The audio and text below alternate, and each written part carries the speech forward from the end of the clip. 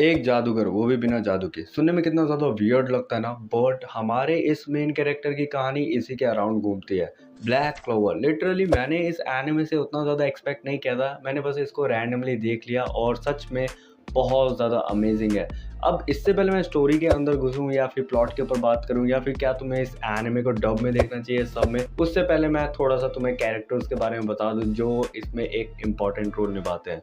ये है आस्था, कहानी का मुख्य किरदार। इसके ऊपर हम बाद में चर्चा करेंगे क्योंकि देखो हम मेन कैरेक्टर को एटलीस्ट एक डिफरेंट सेक्शन तो दे ही सकते हैं। तो ये है यूनो। यूनो कहानी का सेकंड मेन कैरेक्टर है। ये आस्था का राइवल है एंड लिटरली बहुत ज़्यादा अंडररेटेड है। जब तुम ब्लैक क्लोवर देखोगे ना तो तुम्हें ये रियलाइज होगा कि यार इसके कैरेक्टर्स कितने ज़्यादा अंडररेटेड है। तो सीधा आगे बढ़ते हैं। यामी। यामी ब्लैक बुल का लीडर है। मैं बाद में एक्सप्लेन करूंगा कि ये ब्लैक बुल क्या है। यामी भी बहुत ज़्यादा अंडररेटेड है। इवन सच बताओ तो आस्था और यामी का डुओ कुछ ज़्यादा ही अंडररेटेड है। मेरे को याद है 34 टू 35 एपिसोड था, मैं यामी का दीवाना ही हो गया था इसकी फाइटिंग स्किल्स का। वेल मैं ज़्यादा एक्सप्लेन नहीं करूंगा, ठीक है।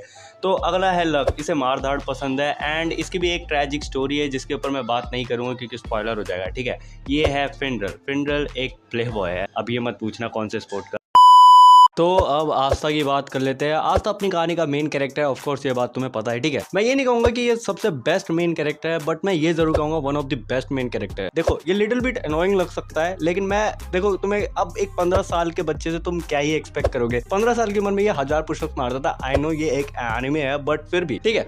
अब क्यों ये सबसे बेस्ट नहीं, अब देखो मैं तुम्हें बताता हूँ कि ये तुम्हें कभी बोर नहीं होने देगा, ठीक है। ये लिटरली जब ये ऑसम वर्ड बोलता था ना जापानीज में, मुझे बहुत ज्यादा क्यूट लगता था। एंड ये एनिमे को तुम सब में ही देखना, डब में मत देखना क्योंकि थोड़ा सा अजीब लगता है डब में। अब देखो जो चीज जिसके लिए बनी है उसी में अच्छी लगी ना, तो सब में ही देखना मेरा प्रेफर रहेगा। जो भी तुम्हारे हाथ पैर जोड़ के सब में देखना, ज्यादा मजा आएगा, ठीक है।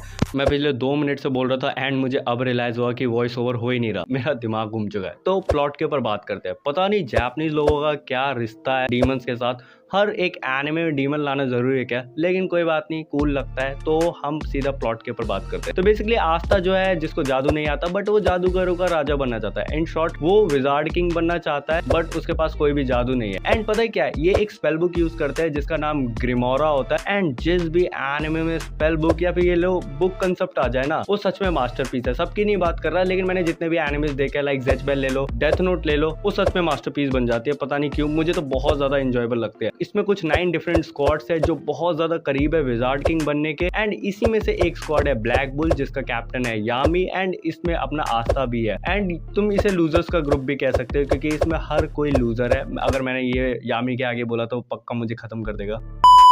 ब्लैक क्लोवर की फीमेल कैरेक्टर्स भी थोड़ी सी डिफरेंट है। लाइक बाकी एनिमेज में क्या होता है, जितने भी जो फीमेल कैरेक्टर्स होती है या फिर कह सकते हो वेफू जो होती है, वो सेकंड मेन कैरेक्टर की ओर भागते हैं। बट इस एनिमे में थोड़ा डिफरेंट है। हर कोई आस्था को चाहता है बट आस्था जिसे चाहता है वो उसे नहीं चाहती। लड़कियों के मामले में क्या है कि जो लड़की हमें चाहिए उसे हम नहीं चाहिए, और जिसे हम चाहिए वो किसको चाहिए। पता नहीं यार ये बात मैंने तुमसे पीछे भी कही हो कि नहीं, लेकिन इस एनिमे को प्लीज सब में देखना, ना कि डब में। देखो मेरे को डब से कोई हेट नहीं है, लेकिन फिर भी इस एनिमे के लिए मेरा सब रिकमेंडेशन है, उसी में ज्यादा फील है, ठीक है। अब जो मैं बोलने वाला वो थोड़ा सा चूतियापा लग सकता है, लेकिन मैं फिर भी बोलूंगा, ठीक है। हम सब के दिमाग में एक इल्यूजन रहता है कि जो सक्सेसफुल लोग होते हैं वो अनसक्सेसफुल लोगों से ज्यादा एफर्ट्स डालते हैं। ऑफ कोर्स तभी तो वो सक्सेसफुल है, लेकिन इस एनिमे को देखने के बाद तुम्हारी थोड़ी सी आंखें खुलेगी। फॉर एग्जाम्पल नोएला का एग्जाम्पल लेते हैं। लाइक नोएला सबसे ज्यादा एफर्ट्स डालती थी अपनी फैमिली में, लेकिन उसके बाद भी कोई उसको रिस्पेक्ट नहीं देता था क्योंकि उसके रिजल्ट्स नहीं आते। उसको 2 रीजन थे उसको हेट करने के उसकी फैमिली के पास, लेकिन मैं दूसरे वाले के बारे में बात नहीं करने वाला क्योंकि स्पॉइलर हो जाएगा, ठीक है। आस्था का एग्जांपल ले लेते हैं। सबको पता था कि वो यूनो से ज्यादा एफर्ट डालता है, वो यूनो से ज्यादा ब्रेव है, लेकिन उसके बाद भी उसकी कोई इज्जत नहीं थी क्योंकि उसके रिजल्ट्स नहीं थे। लाइक उसे जादू नहीं आता था, इसलिए कोई उसकी इज्जत नहीं करता। तो यही मैंने इस चीज से सीखा, लाइक इस एनिमे से। होप तुम भी कुछ सीखो, ठीक है। तो मैं मिलता हूँ अगले वीडियो में, एक और नई वीडियो में आऊंगा। होप कि यार इस बार थोड़ा जल्दी आऊँ, ठीक है। जरा सोच के देखो, लाइक पहले एपिसोड में अगर कोलोसियल टाइटन आता और अटैक ऑन टाइटन में एंड सब्सक्राइब करने के लिए बोलता तो कितना वियर्ड लगता ना। छोड़ो, बुरा जोक था, ठीक है। बाय।